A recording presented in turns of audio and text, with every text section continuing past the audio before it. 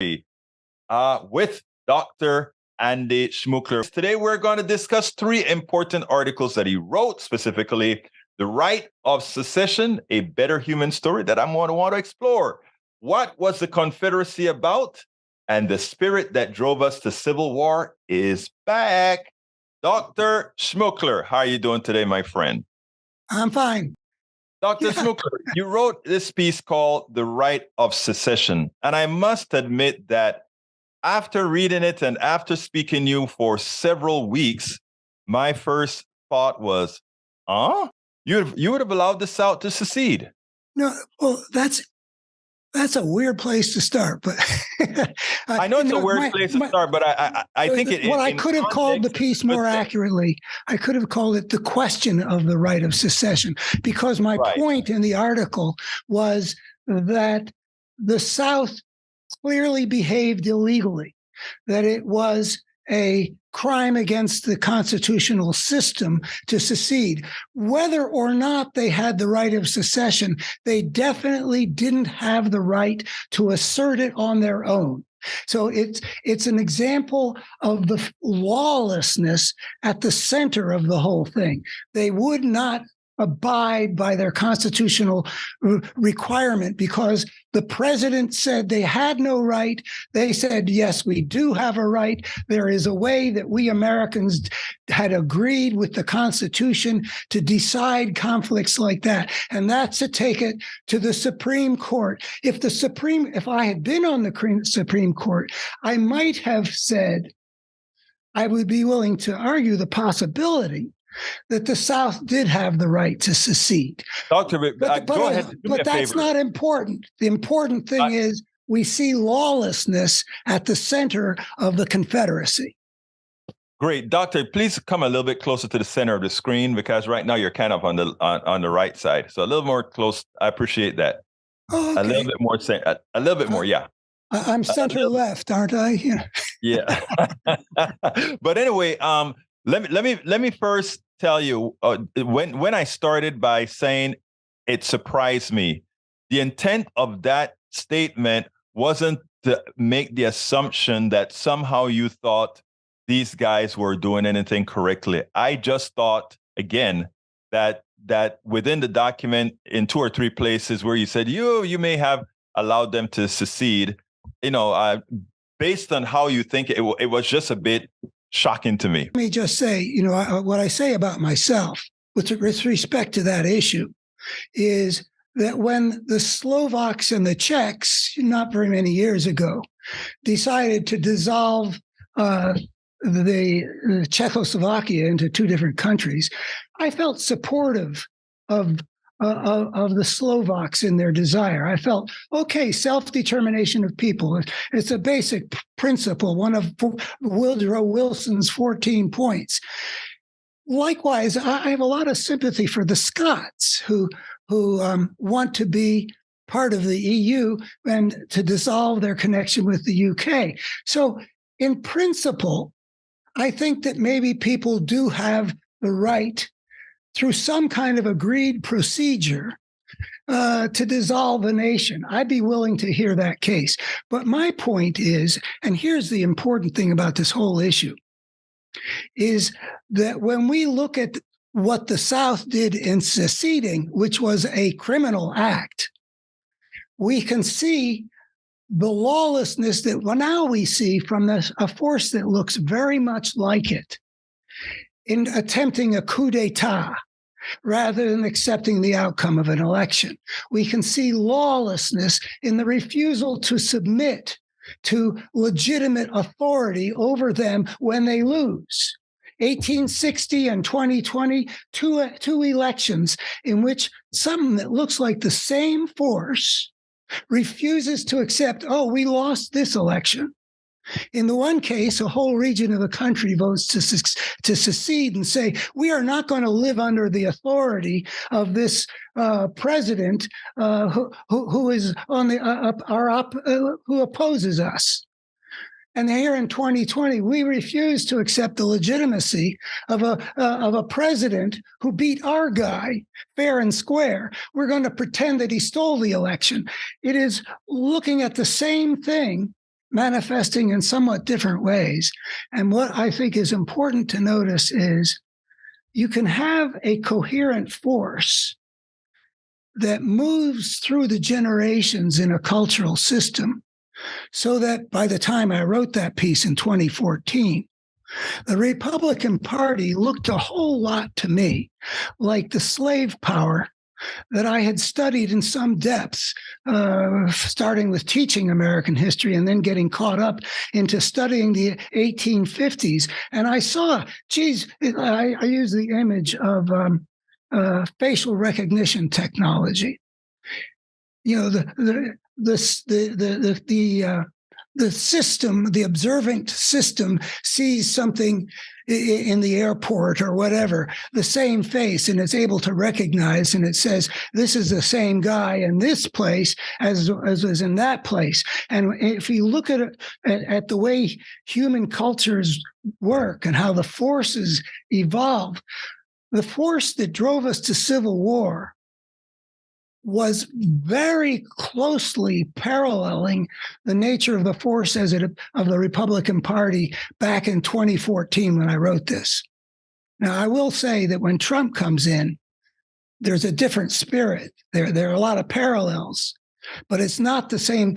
Trump's spirit is not the same as the spirit of the slave power. It's not Robert E. Lee and Alexander Stevens and those. You know, he's a thug of a very different kind. These were gentlemen whose power and wealth was based on enslaving other people. That's a kind of thuggishness, but it's not Trump's kind. Anyway, Trump has muddied the waters, is what I'm trying to say. But back in 2014, we could see that there was a spirit that moved from 1850 through the Civil War, through the rise of the Ku Klux Klan, through the Jim Crow South, through Plessy versus Ferguson saying separate is equal, through all the lynchings. We can see that spirit moving through the culture, being transmitted from generation to generation as an undercurrent or an overcurrent, you know, fighting Brown versus the board and refusing to integrate. We can see it moving through American culture. And then it takes over the Republican Party. I must say that you closed the article with the following statement. We should remember that when a part of the nation chose to depart from the Constitution and turn instead to force, the whole nation suffered grievously, but especially the part that made the what kind of choice? The lawless choice. Well, you know, I define evil. I mean, I'm careful about the stuff I'm saying, you know, in terms of working it through. I define evil as a coherent force that consistently works to make the human world worse. Or you could say consistently works to make the world more broken.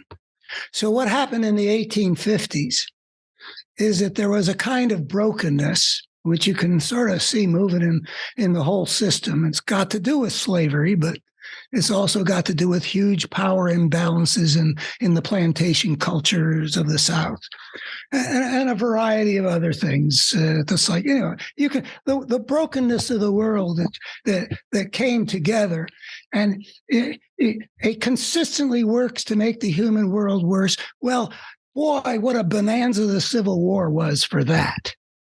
I mean, here we are 150 years later, and the wounds still have not healed. Talk about a big coup for the force of brokenness. And now we're dealing with the new manifestation of that, which now threatens the very survival of American democracy, as well as exacerbating the tensions between the races, as it always did, as well as widening the gulf between the richest and the rest. You know, and all the other things it does, you know, denying climate change, wherever you look, giving us a Supreme Court that's corrupt and a partisan force that only pretends to care about justice, all kinds of ugliness. It's all aligned there. Now, in your second article, what was the Confederacy about? As you know, right now in our current body politic, the Republican Party, who now represent for all practical purposes the aims of the Confederacy, they would want one to believe that this thing that we are the accusations that we put on them as far as their racial inclinations, their socioeconomic inclinations are false. I think you kind of laid rest to that with this other article where you pointed out, no, you can't argue when even the vice president of this confederacy stated things like, we consider, quote unquote, the Negro lesser. So please expand on what you're trying to talk about. Well, back in about 2002, maybe, one of the great Civil War scholars of our time wrote a piece in the New York Review of Books where he lays out how almost immediately after the Civil War, the ruling class of the South started putting out patent falsehoods about what the Civil War had been about. The lost cause, states' rights. I mean, all a bunch of crap. I mean, all you got to do is look at the statements that they made, like that cornerstone speech by the vice president, Alexander Stevenson, saying that the foundation of our new government is that great moral principle that the white man is superior to the black man and that black man should be enslaved by the white man. I mean, that's basically what he says right out there at the beginning, before the war actually comes to blows. And yet, generations in the South are being fed the big lie that the war wasn't about the enslavement of black people by white people. I mean, it was but the big lie. So one of the things you see is that between the leadership in this particular political culture and the common people, common white people, there's a relationship of deception, manipulation, and exploitation. Here I am in Virginia looking out over the Shenandoah Mountains. Those Virginians that charged up Cemetery Hill and got slain by the thousands at Gettysburg were fighting to defend an economic and power system that was considerably contrary to their interests. I mean, the Irish coming into the New World back in 1840s and like that during the famine, they chose to go to the North because they were smart enough to know you don't want to be competing against slave labor. All they get paid is like what livestock gets paid, enough to keep them alive and able to work. You don't want to compete against that. So the Irish went to New York and Philadelphia and Boston. They didn't go to Atlanta, compete against slaves. Nonetheless, these guys have been manipulated.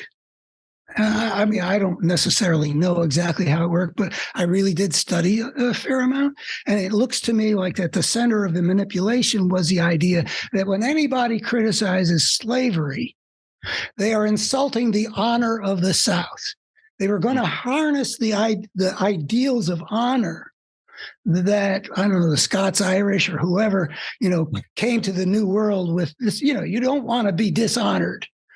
That's important in certain, there's a book by Wyatt Brown about the ethic of honor in American South before the Civil War.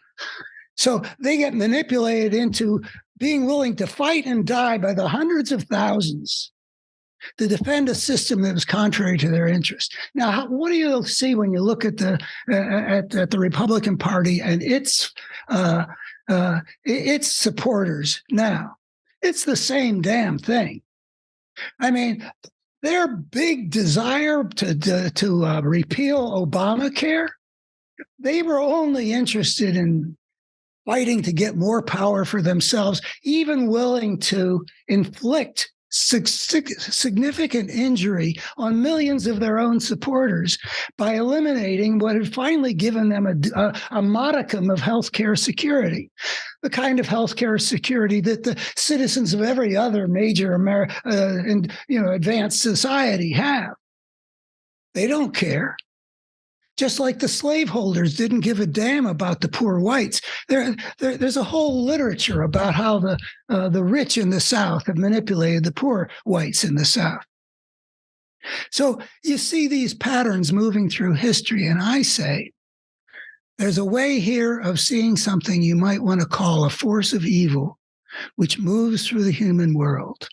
Go ahead. And I think this is a perfect tie-in to the last article, because where you talk about who really benefited from what the Confederacy did, and it sure as hell wasn't ultimately the average poor white person. Never did, never will, and it continues today. If we take a look at the rural areas here in Texas or around the country, where most white people, or a large percentage of white people, still live, they're the ones losing hospitals because their red Republican governments refuse to accept the Medicaid expansion to the Affordable Care Act. And we can go policy after policy after policy that hurts them worse than it hurts the blue states. Well, if it doesn't hurt them worse, I mean, their position on climate change, just taking that one big issue, the children and grandchildren of red and blue alike are going to suffer the consequences of what the Republican Party does on that issue. Exactly. Now, the last story that or article that I think we merged together here to make this cohesive, a better human story, because again, understanding this does create that, is the spirit that drove us to civil war is back. And that's a dangerous article, because what you're actually saying from that article, or if one takes that article the next step, you'll say that we are on the edge of going either side. And when we talk about civil war, a lot of people say, we're not going to civil war. We're not necessarily talking about where a whole bunch of Republicans pick up arms and a whole bunch of Democrats pick up arms. There are many forms in which civil wars occur that has nothing to do with two armies going against each other. And if we ended up with an authoritarian regime, because the way the political battle played out in terms of who controls, say, the Justice Department. Before we go there, that is a battlefield which can result in a nonviolent transformation of a society because of a coup d'etat.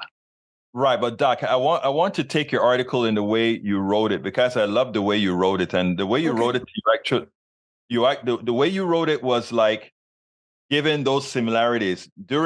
Now we're seeing this. And during the Civil War time, we saw this. Given that sort of a map, let's go over those. In both cases, we see an elite insisting on their liberty, by which they mean freedom to dominate. They are always interested in removing any kind of constraints on their actions, whether it be legal constraints or whatever. If they're the plutocracy, they don't want regulation. They don't want to have to reduce their amassing of wealth in order to serve the public good or the common good. That's what regulation is, ideally. You can't leave it to giant corporations to determine what kind of impact they're going to have on the environment, because the system is not set up to even enable them to make the responsible decisions in a competitive market. So you need to have a governmental regulation that says, thou shalt not discharge, this toxins into the river. Otherwise, they'll do that if it's cheaper than doing something responsible. So you need absolutely. So their liberty that the Chamber of Commerce is always trying to get is the freedom to destroy the world around us if that's how they make the most money. And we can't let that. Now, interestingly, the other topic, in both cases, the use of the structures of American democracy was combined with a contempt for the democratic values that inspired our founders. Before you address that, I want to ask you to address it in a context that you didn't address it in your document. I am very concerned, even with, let's say, progressives like yourself, for all practical purposes, given the founders a pass. In other words, you're correct that the founders did believe in some modicum of democracy, but I don't know how far away they are or they were from some of the anti-democratic behavior, the anti-democratic modal of the Republican Party of today. Please go at it. Oh, so what was the main thing you wanted me to address there? In both cases, the use of structures of American democracy was combined with a contempt for the democratic values that inspired the founders. I would have ended that sentence with the contempt for the democratic values, period. Well, as for the faults of our founders, I really don't think that that's. I mean, yeah, we can write books about, white men of property and all that stuff. So, but I think what's important about the founders, if you look at it in the context of history, is the rather almost superhuman step that they took in a certain direction. Not that they left behind the corrupt aspects of the world out of which they emerged. No, they didn't. But what was important was that they had words that developed a greater power than they'd ever had, like all men are created equal, and the government derives its just powers from the consent of the governed. That's what's important about those guys. But so what we see happening in cultures is always that there's this battle between the forces that make things more broken and the forces that make things more whole. And, Thomas Jefferson with his slaves and his all men are created equal, he was obviously contained aspects of both sets of forces. He was caught in contradictions that he wasn't able to resolve. But he did articulate the morally corrupting aspects of being a slaveholder. Right now, and I think it's important for folks like myself and others who live in this society where a lot of the indiscretions of the past still holds true. It is important for us to always, in my opinion, make note of that and not give the impression, the reason why that football player that knelt during the Star-Spangled Banner, the reason why so many people felt comfortable to attack him was because they didn't know our history.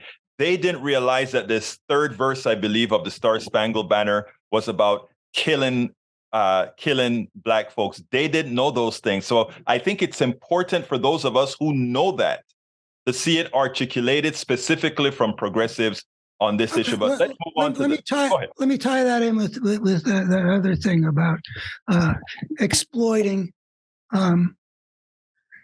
being undemocratic. In the South, after, say, 1830, the dominant elite started becoming increasingly defensive about the slave system, and they were not believers.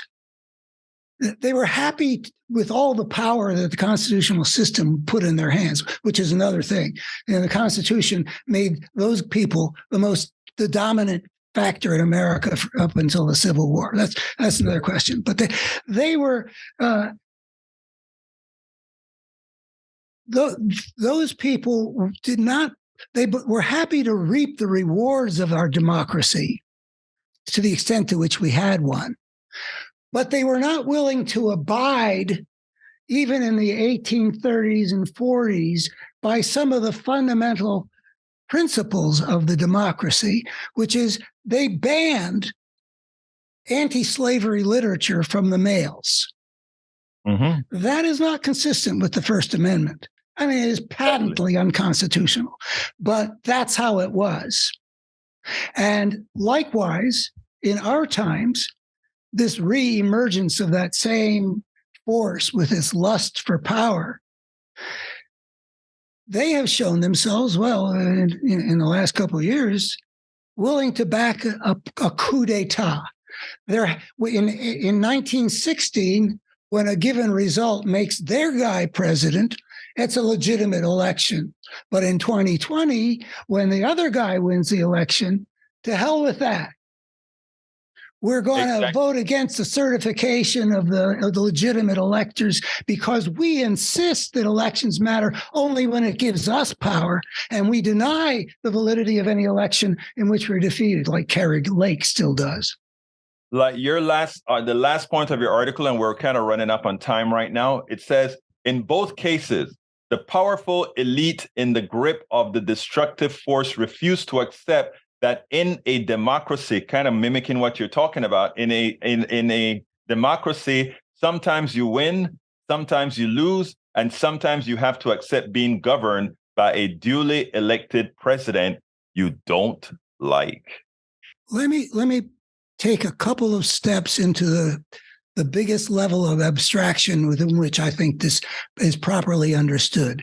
These political battles represent a battle between two basic approaches to the terribly important problem of power. In one, the few tyrannize the many. In the other, the few are empowered by the many to serve them. That is the fundamental thing.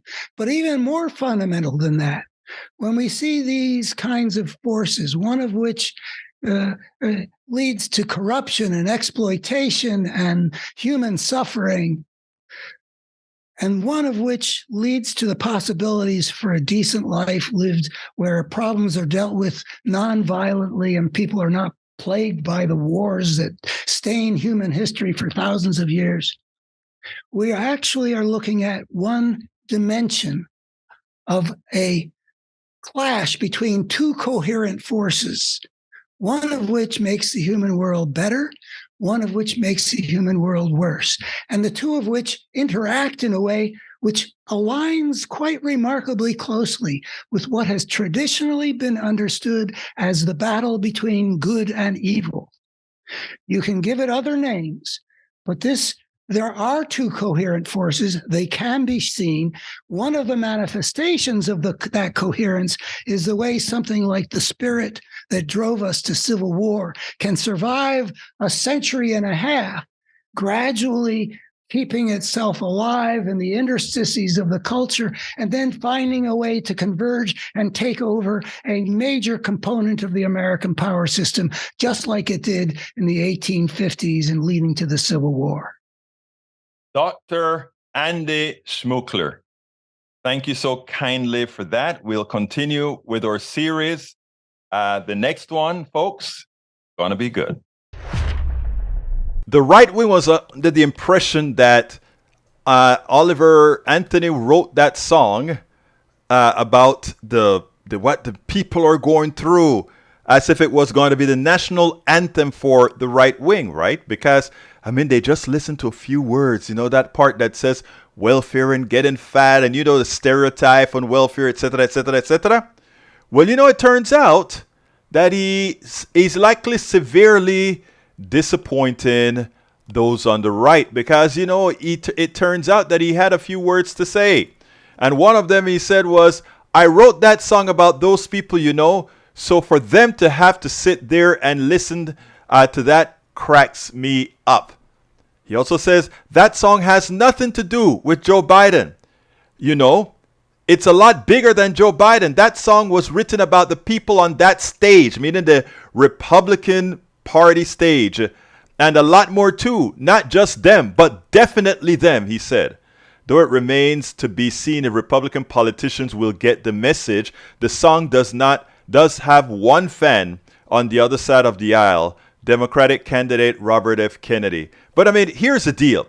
The whole deal about the song is that when I listened to the song the first time and I saw the words, it's like, well, you know what? If he's singing that as an ode to the right, but looking at their policies and what he's complaining about, the guy better he should be a progressive. He's just voting wrong.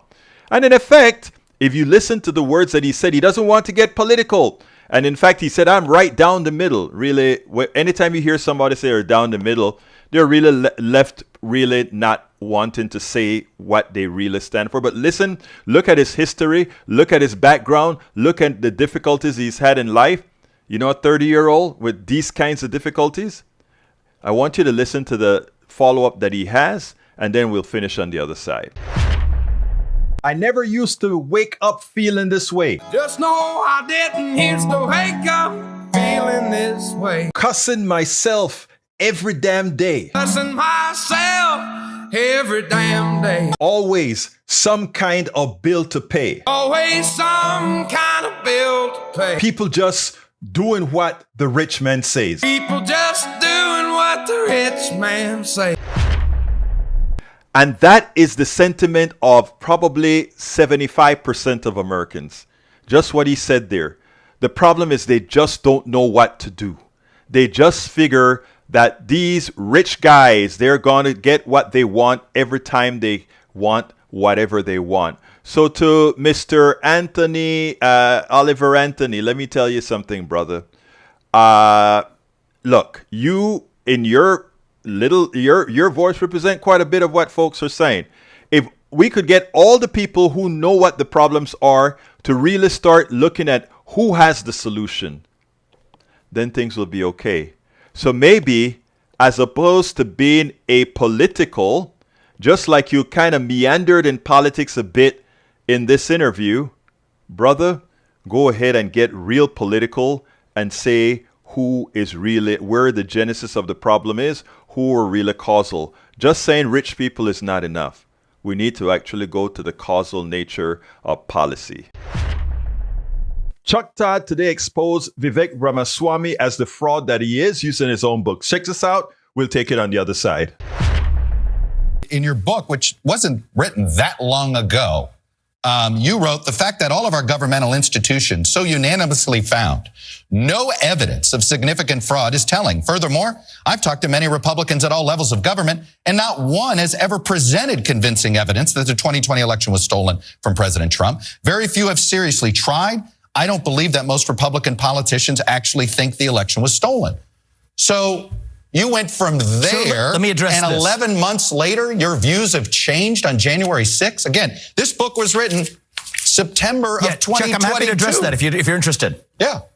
Yeah, so and read exactly that chapter in the book. I drew a sharp distinction between what I did see as the interference in the election that mattered, which was interference by big tech. I'm data-driven. There's hard data showing that many voters, many independent voters would have changed their result enough to influence the outcome of the election if they had been exposed to what we now know to be the truth about the Hunter Biden laptop story. By contrast, I've also been clear. I have not yet seen evidence that there was ballot fraud of a scale that would have changed that result. I'm just responding to data on both fronts. First of all, you never talked about the tech stuff in your book. This is a new thing. It is that's false, Chuck. You have not talked about this Hunter Biden in Nation of Victims aspect of it. We were looking Chuck, for it. I think you have not read Nation of Victims. Literally read the book. There was about 20 pages of content devoted to this, and I also bring it up in You didn't write about Woking. election fraud that way. And let me quote it again. You're referring to Republicans. We use stolen election theories as a backdoor to embracing our own victim identity path, pursuing an easy path to power. Throughout this entire book, you mock the entire January 6th aspect. You absolutely criticize Donald Trump for being a sore loser. You write about it in a way of making your point that we've become a nation of victims. And right now on TV, you're doing the exact opposite. I'm not. Chuck, actually want to be very clear. I preach to conservative audiences. We're not going to be victims. We're going to be victorious. Whether I'm talking to the left or the right, I say the same thing. Again, from your book, no one likes a sore loser. That's one of the worst victimhood complexes of all. Are you referring to Donald Trump? I referred in that chapter both to Stacey Abrams and to Donald Trump. And I think that the answer is we need leaders who ultimately stand for victory over victimhood. But again, let me go back to quoting you. The Republican Party seems to be moving towards the position that any races it wins are legitimate and any it loses were stolen. It's just the preferred conservative brand of victimhood, a knee-jerk kind of sore losing, more common to playground than great republics. you seem to, at the time you wrote your book, believe this was potentially damaging to the rule of law. This was not a way to have a democracy thrive. And you're now speaking in a way that gives essentially a permission slip to election deniers to believe there's some truth to something that you yourself have yet to find evidence of. Chuck, I stand by everything I said. That was a book where 11 of the 12 chapters were dedicated to a lot of left-wing victimhood in this country, but it would have been incomplete for me not to call out my own tribe. Chuck, this isn't some game of gotcha. I stand by everything I've written over the last 3 years in the books that I have, except for a few areas on facts where, as the new facts have come up, I've changed my mind. But in the core theses, I'm in the exact place I am as when I wrote those books. So it turns out Vivek doesn't believe that there was even that Trump won the election. Vivek doesn't believe that there was any kind of fraud. He said he spoke to a lot of Republicans that said otherwise, yet he goes on stage and makes it believe that he is in line with Brother Trump. He is in line with the victimhood that Donald Trump tries to make himself to be. Well, as it turns out, Vivek turned around on a whole lot of things as he decided to run for president. Again, we ought to realize, though, he's nothing more than a minor, pompous Donald Trump sycophant who would say anything like Donald Trump would say anything. He's a charlatan, just like Donald Trump is one. Again, they are the same. Wonder why he's running. Former governor of North Carolina, Pat McCurry, appeared on Meet the Press today. He tried to make it seem as if America is clamoring for the no labels third party run against Biden and Trump, right? But again, Daily Kos's founder, Markos Moulitsas, appeared on it to bust his bubble. Check out what Markos did to him, and then we'll take it on the other side. Pat, you are a big part of No Labels. You guys are recruiting candidates. What is this ticket going to look like? And is this a 100% commitment that there's going to be a ticket from No Labels? Well, Nikki Haley in the debate confirmed that 65% of the people are disgusted with both Trump and Biden being our only choices. They're asking, isn't America better than this? Can't we have a better choice? And the momentum, the movement of No Labels is on fire right now. People are looking for another. I get that people don't want. And I know. Wait a minute. There are a lot of people. There are a lot of people. No, they're not. There are a lot of people. I'm telling you right now. There are a lot of people who predicted Trump would never be president. Are the same people who are saying there's no way in hell a third party can win. I'm telling you, we've never had 65% of the people disgusted with both parties. No Label is literally a movement that says we stand for nothing. Imagine going to Walmart or Target and seeing No Labels on the products. You haven't read, obviously, the 30 issue statements of No Labels. The issue statement ignores abortion, and it has such you missed a whole barn-burning issues such as medical tort reform. That'll light up the audience. You have not read it. So the reality is it's finance industry heavy. Oh, I read it. No, I actually did read it. I read it last night. So that's why you couldn't sleep. Yeah, clearly. Well, Nikki Haley basically repeated the No Labels agenda. No. So the problem isn't they don't like Biden or Trump. Is that you are creating this idea that there's a mythical unicorn creature that will agree with these people who want something else. That doesn't exist. When Magellan polled Manchin and Huntsman. Mm-hmm. It was what, 12%, 15%? And that wouldn't even get that much. All right. I don't. Markos, are you comfortable that there isn't a Democratic primary? Would you like to see Biden have to come up with a better case? Biden is actually very popular amongst Democrats. In civics polling, civics with a Q, Biden is sitting around 80% with Democrats. There's no space. You think there's no space for an anti-Trump? There really is no space for an anti-Biden. And you talk about popularity. You see right now, you see Republicans going to groundbreaking ceremonies for Build Back Better and for Inflation Reduction Act, because taking credit for projects that they voted against. But I actually would say that Can you give us some names? Because Manchin and Huntsman that's not going to get you your unicorn. What other candidates? I'm just saying, I don't think there's going to be Will Hurd one of your candidates? I don't think there will be a shortage of candidates. Why can't you guys name some names? Because we want to go through a good process. We're going to have a convention in April, and we're going to be very transparent with American people, as we were with the 30 issues, the common sense issues. So who funds your movement? Are we going to talk about transparency?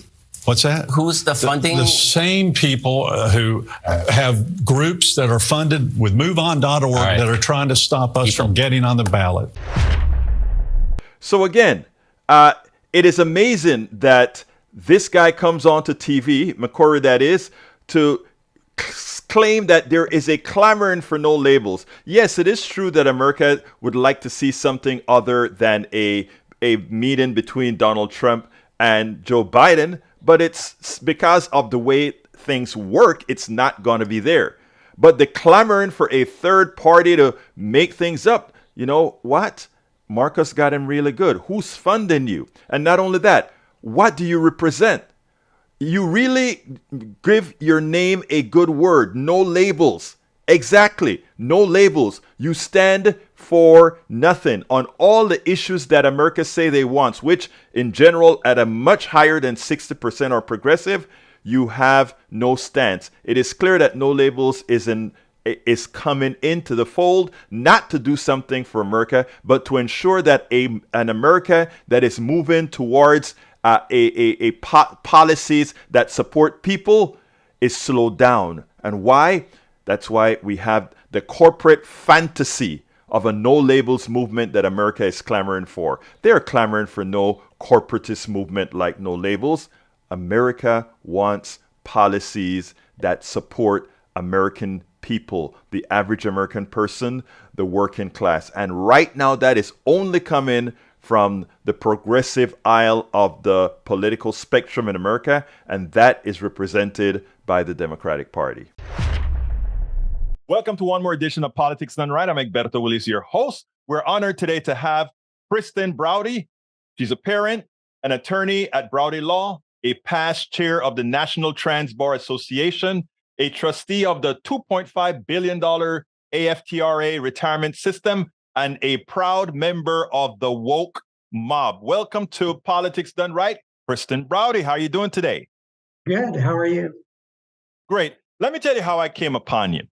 I am one of those people who believe in getting information from the masses. That is how we really know how society is doing. So unlike most who want to ban Twitter and ban Facebook and TikTok, all of that, I think what we need to do is learn how to use these as tools and not make them scapegoats for the ills of society. Now, I came across, I guess maybe we think the same because somehow you appeared in my feed. And you did a piece, I think it was week 16 of a series that you started that I never heard of, that when I saw it made a hell of an impression on me. So I found a way to find you and ask you, and you so kindly accepted to be on Politics Done Right. Why don't you tell me a little bit about yourself first, and then we'll go into the videos that I'm talking about. Well, I'm a lawyer, a parent. I have two kids. They're 19 and 23. And I'm obviously an out transgender woman who lives in Miami, Florida now, in the land that we call Desantistan. It's an interesting time to be transgender in America. Where I came from, New York, we had achieved great things. Equality may not be the reality for people, but it's absolutely the law for everyone. Down here, they've moved in exactly the opposite direction. And for what reason? Well, you hear all the scare tactics. You hear the fear that's being peddled from the extreme right, frankly. And I thought, okay, how do we deal with this? Facts matter. I know that that's gone out of fashion since 2016, but facts do matter. And all the propaganda has been transgender people, drag queens, they're grooming children, they're hurting children. So I thought, let's look at who actually is hurting children. Kristen, I want to pause us here. I want to play that video that actually impressed me and I think will impress most. Check this out. We'll take it on the other side. The numbers are as ugly as they are consistent. Yes, this is week 16 of Who's Making News for Sex Crimes Involving Children. We have 52 new cases, and 11 of them, more than 20%, involve pastors, priests, and other church officials. Specifically, 5 new pastors or youth pastors, 4 Catholic priests, a senior Baptist church official, and a Catholic school teacher, all making news this week for sex crimes involving children. Add to that 5 police officers, 5 school teachers or other school officials, 6 family friends or neighbors, and 2 family members, and those are our biggest groupings of people involved in reports of sex crimes involving children this week. But we cannot forget one more politician, the 12th in 16 weeks. And yes, another Republican. 10 of the 12 politicians in our reports of sex crimes involving children have been Republicans. Who has not been in our reports? That would be drag queens. In 566 cases over 16 weeks, not a single drag queen. 22% have been church employees, 14% of them pastors, the ones screeching loudest about the drag queens and transgender people. They're the most consistent offenders here, the pastors. Trans folk, again, none this week, and they've represented just 0.3% of the reports for the 566 cases. There have been 2 of them. For those who've asked, with the help of a terrific TikTok viewer, we're putting together a web page showing all the links, all the names, and a pie chart. That's in testing right now. We hope to have it up within a week or 2. Okay, Kristen, that video blew my mind, but it's not that I didn't know that, but putting it in the manner in which you put it to show that we are barking up the wrong tree and that most of the people that are really a harm to children aren't it's almost like these guys are projecting. Tell us a little bit about why you made that video, etc. Well, it started back in February when one of the people who I know down here in Florida politics said to me, "Have you seen the statistics?" And it was for 1 week, and there had been 17 arrests for crimes involving sex crimes against children. And of them, 14 were pastors. 14. And 1 was a pastor's wife. I was frankly blown away by it. We've all heard of the Catholic Church scandals, the Mormon Church scandals, the Southern Baptist scandals. But those were historical scandals. And this was 1 week in February of this year. And I thought, okay, TikTok is, if anything, a great organizing tool. So I put together a short little TikTok about that. And I was stunned that within a couple of days, it had 1.5 million views. That's the difference between Facebook and TikTok. TikTok actually reaches people. Facebook used to. TikTok does. So I got lots of requests. You got to do this every week. You got to do this every week. So I did the next week, and it was quickly over 2 million views. I'm like, okay, there's an interest in this subject. There's a thirst for this knowledge. Caveat: TikTok's algorithm takes you to people who are interested in the subject and tend to be on your side. The question was, how do you reach those who really need to hear this?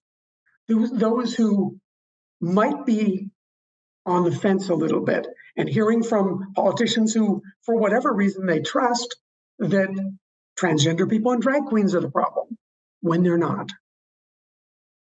So I continued it. And I thought, let's do a full year. Let's see what a year looks like. 1 report each week. And as we got on into it, people expressed more and more interest in the granular details. So we started tracking it more carefully, starting to make a record of the names and the towns and the states in which this was happening. And now, 16 weeks in, we're building a robust database of who the offenders are. And what we've found is that overwhelmingly, far disproportionately to their numbers in society, it's people who claim church affiliation as their employment. More than 20% of the offenders in the past 16 weeks that we have tracked have been pastors, youth pastors, priests, woman bishops, missionaries, religiously affiliated people, and people employed by churches. 20%. Well, the Bureau of Labor Statistics says there are 60,000 employed pastors in the United States.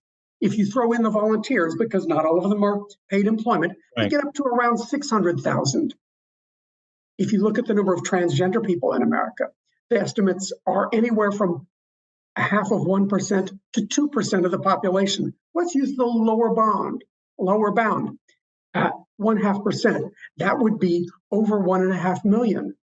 So of the 1.5 million in 16 weeks, we found 2 accused offenders, no drag queens, as opposed to less than half that, really 40% of that number, the religious employed, producing 20%.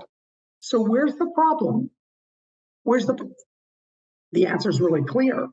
If you look at the statistics, it's not transgender people. It's not drag queens. There hasn't been a single one of them. But 20% employed by churches. There you are. You know, that is so amazing, and that is important work that needs to be highlighted. Because the reality is, if you really care about children, if you are concerned about who is actually hurting children, the church more so than trans, and having 2 trans, I wonder if you figured out if the 2 trans were pastors. They were not, but we've tracked those cases pretty carefully, and it looks like one of them, a transgender man, probably, from what little you see, is probably guilty. The other one is a daycare worker in Paducah, Kentucky, a trans woman who was accused of inappropriately touching a child while changing its diaper. Well, I'm a parent. It's really hard to change a diaper of an infant without touching them in a way that could be considered. It's not to say you couldn't touch them inappropriately. Right. But we're going to have to see about that one. That one's more of an on-the-fence case. But either way, we reported it. We're not cherry picking. We're not leaving anybody out. You've got those 2 out of the 566. And let's be clear here. This is nationwide. You didn't concentrate on Florida or New York or North Carolina or Texas. You took up all the people that were convicted or accused nationally, and created the database of all of the child molesters throughout the country. Now, here's the limitation. There are limitations in the data. Number one, we know that all we see is those that make the news reports. We obviously don't see ones that are not reported by local news, and the news media, unfortunately, at the local level has been decimated by budget cuts. So it's possible that some cases are not getting to us. Number two, we're limited by Google's search algorithms, and they're not always right on time. A small local paper in some small town in Iowa might not get picked up for a week or two. But you know, one other thing, Kristen, is you also know that especially in these small towns, etc., it will be biased against. If you're seeing 20% evangelicals, you know that it's likely higher because there's a lot in many areas. There are a lot of hiding when the church is involved in doing certain things, when police officers are involved in doing certain things, and when all these people of power are involved in doing. So you know that your data is probably biased against, let's say, certain populations and favorable to others. Absolutely. It is an article of faith around here that if there were even the slightest hint of transgender involvement or drag queen involvement, it would be the lead of the story. Fox News would never stop yapping about it. We'd know about that case instantly. But if it's a church member, if it's a police officer, sometimes those don't get, they get swept under the rug. That's why you have scandals like the Catholic Church, where only years later, Are you hearing in various archdioceses across the country and around the world that hundreds of holy priests have been involved in thousands of incidents with no criminal charges? Well, let me tell you, first of all, thank you for that work that you're doing. We can never be more enlightened than being enlightened. So it's important what you're doing. Go ahead and give me a closer here. What would you like to tell these audiences going forward? Two things. Number one, we are building a website so people can go through the data themselves. That should be up in a week or two at whoismakingnews.com. We've reserved the name. The site isn't active yet. It will be in a week or two. It's still being built. Number two, when you hear politicians yelling about the danger of transgender people in bathrooms, in locker rooms, in proximity to children, the reality is that transgender people, if you look at the number of transgender people who have committed crimes involving peeping, touching, anything in locker rooms or bathrooms in the past 50 years, remember, 1.5 million lower bound of transgender people in America. Do you know how many cases there are? Three in 50 years. If you look at United States Congress people, there are 535 of them at any time. In the past 50 years, how many of them have had that problem? Over 11. So do you want 11 out of 535, or do you want 3 out of 1.5 million? Pick your odds. Who are you actually worried about? And if it's us, I think you're missing something. Well, let me tell you why I take. I know I said that's a closer, but you brought something up. Too often in our society, and me being a BIPOC, realizing how stats are skewed and made to hurt people. You know, I don't. The racist, the homophobe, the anti-trans, and all these people, the average person in their population, I really don't blame them or hold them to accountable. I hold those accountable who are putting out that data that allows these people to be ill-informed, to be misinformed. And in the work that I do, I try to go to the level of the racist. I try to go to the level of the homophobe. I try to go to the level of all these others, understanding that it's not them, but those who are promoting the false information. And I think both you and I and others that are in this work, that is what we have to concentrate on, not the hate on those who hate us, but the hate on those who create those who hate us. Exactly right. Exactly. Couldn't have said it better. That's exactly right. That's why I like Pacifica, because you won't hear that anywhere else. Thank you so kindly for having been on Politics Done Right. Kristen Browde, a parent, attorney at Browde Law, and somebody we must all follow.